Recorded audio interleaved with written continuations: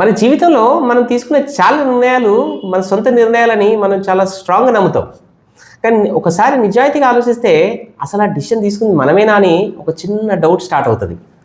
నేను ఎందుకు అలా అంటున్నానంటే మనం తీసుకునేటువంటి డిసిషన్స్ మనం ఏం ఇన్ఫ్లుయెన్స్ అయ్యి తీసుకుంటున్నాము, అసలు ఆ డిసిషన్స్ ఎలా ఫామ్ అవుతున్నాయి అనేది మనం చాలా తక్కువగా, చాలా రేర్గా అబ్జర్వ్ చేస్తామండి. సో ఒక చిన్న ఉదాహరణతో అసలు ఆ డిసిషన్స్ ఎలా ఫామ్ అవుతాయి, మనల్ని ఏం ఇన్ఫ్లుయెన్స్ చేస్తాయి అనేది అర్థం చేసుకుందాం. మీరు యూట్యూబ్ ఓపెన్ చేస్తారు, ఒక వీడియో చూస్తారు, తర్వాత సేమ్ అలాంటి వీడియోనే మళ్ళీ మళ్ళీ మీకు కనిపిస్తాయి స్లోగా, మీకు తెలియకుండానే.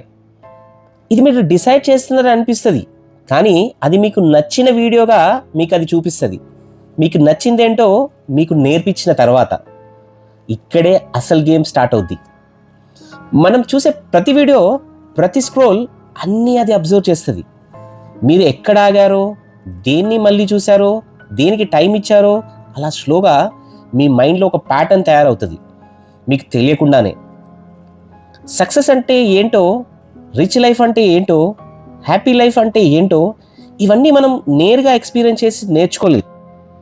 మనం రోజు చూస్తున్న కంటెంట్ చెప్తుంది, మనం అదే నిజమని అనుకున్నాం. మన ఒపీనియన్స్ మనమని అనుకుంటాం, కానీ అవి మనకు చూపిస్తుంది చూసి మనం తయారు చేసుకున్నాం. ఇది ఫోర్స్లా రాదు, చాలా సాఫ్ట్గా వస్తుంది, మళ్ళీ మళ్ళీ కనిపిస్తుంది, కొంచెం కొంచెంగా ఫెమిలియర్ అవుతుంది, కొంచెం కొంచెంగా నార్మల్ అవుతుంది మనం గమనించే లోపే. 10 సంవత్సరాల క్రితం మనకు లగ్జరీగా అనిపించింది ఇప్పుడు బేసిక్లా అనిపిస్తుంది. మన నీడ్స్ ఏం మారలేదు, కానీ మన కళ్ళ ముందు చూపిస్తుంది మారుతుంది. ఇప్పుడు మన కంపారిజన్ మన పక్కన ఉన్న వాళ్ళతో కాదు, నిజం చెప్పాలంటే ఎంటైర్ ఇంటర్నెట్తో. కొన్నిసార్లు మనం కొన్ని కొంటాం మన సంతోషం కోసం కాదు, మనం ఎక్కడే వెనకాల పడుతున్నాం అనే ఒక భయం నుంచి ఎస్కేప్ అవడం కోసం. ఆల్గారిథంకి మన ఎమోషన్స్ అర్థం కాకపోవచ్చు, కానీ మన అటెన్షన్ ఎక్కడంతో మాత్రం దానికి ఎగ్జాక్ట్గా తెలుసు. మన అటెన్షన్ ఎక్కడికి వెళ్తుందో మన లైఫ్ కూడా నెమ్మదిగా అక్కడికే వెళ్తుంది.